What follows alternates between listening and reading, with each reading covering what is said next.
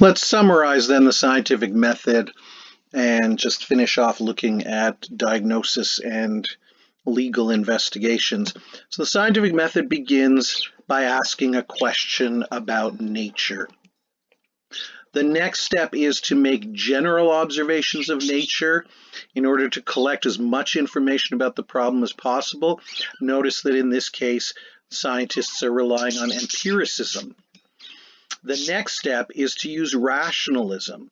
You think about the observations and you come up with a hypothesis, a tentative answer that, if you use it as the antecedent in a deductive argument, will actually give you as a consequent all of those things you observed in the previous step.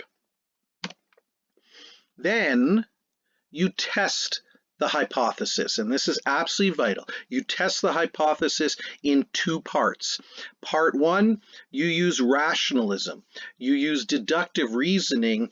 Now, instead of trying to come up with the antecedent from the observed consequence, you're now using the antecedent you came up with to make observable predictions about new consequence that you should be able to observe if your antecedent or hypothesis is true.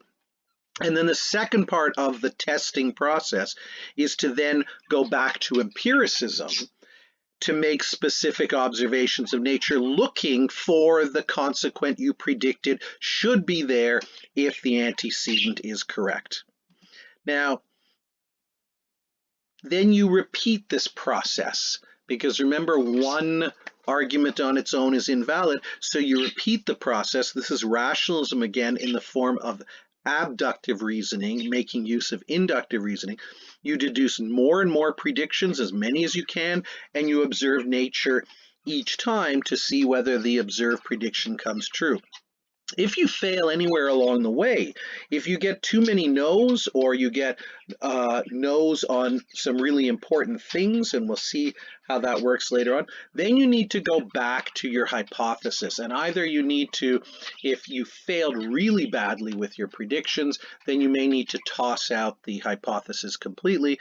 If you failed on some of them and others were okay, then maybe you can modify the hypothesis, and we'll talk about this in the next lesson.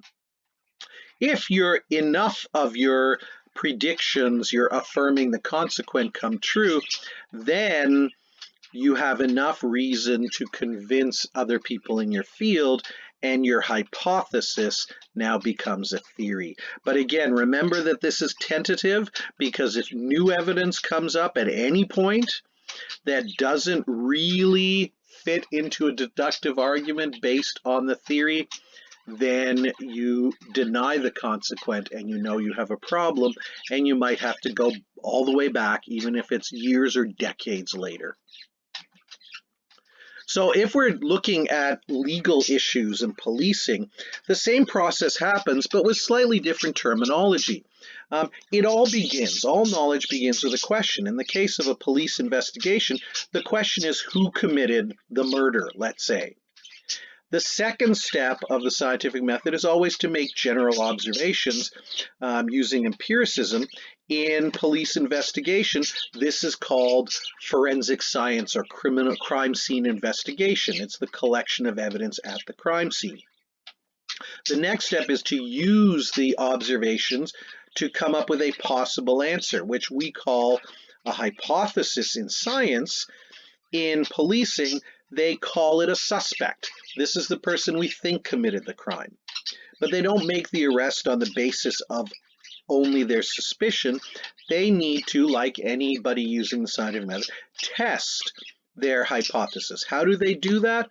Well, they search for more evidence linking the suspect to the crime. They look at bank records. They search for evidence in the suspect's home. All of this is deductive reasoning. If this suspect is the killer, then there should be observable physical evidence that will link the suspect to the crime. And if they find enough of that to become convinced that the suspect is not just a suspect, the suspect is actually the criminal, then they make the arrest. That would be the equivalent of a policeman's theory. The hypothesis is the suspect. The arrest is the theory, which then will be tested by presenting all of those deductive arguments to a jury, who gets the final decision on whether that argument is convincing or not. But this is the process. The same sort of thing happens in medicine, again, but with some different terms. Always begin with asking a question about nature. In this case, the question is, what disease does the patient have? The second step is making general observations. In medicine, that would be taking a history where they ask the patient all sorts of questions, and they're looking for what we call symptoms. Symptoms are what the patient experiences as a result of the disease. And then the doctor will collect more evidence, more observations by doing a physical exam, listening to the heart, palpating the liver, and so on, checking the blood pressure. Those are what we call signs. So signs are what the doctor finds on examination. Symptoms are what the patient experiences. The next step then is to make the hypothesis the tentative answer. In medicine, the hypothesis is a disease that might explain, that could explain the signs and the symptoms. And in fact, in medicine, doctors will come up with a series of 4 or 5 possible diseases, what's called a differential diagnosis. Then they will order tests. They will run tests to see if they give the expected results for the disease they suspect. If they don't, then they need to go back to their differential diagnosis and maybe pick the next disease down on the list.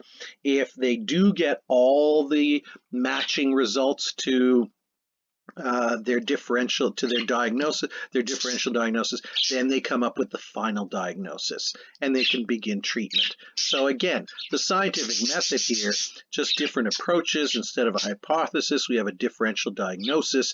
Instead of a theory, we have a final diagnosis, but the same process to give us the maximum possible certainty that we can have in dealing with the natural world. This is the scientific method. And next lesson, we will look at the scientific method in action in astronomy and dealing with the question of where did the solar system come from.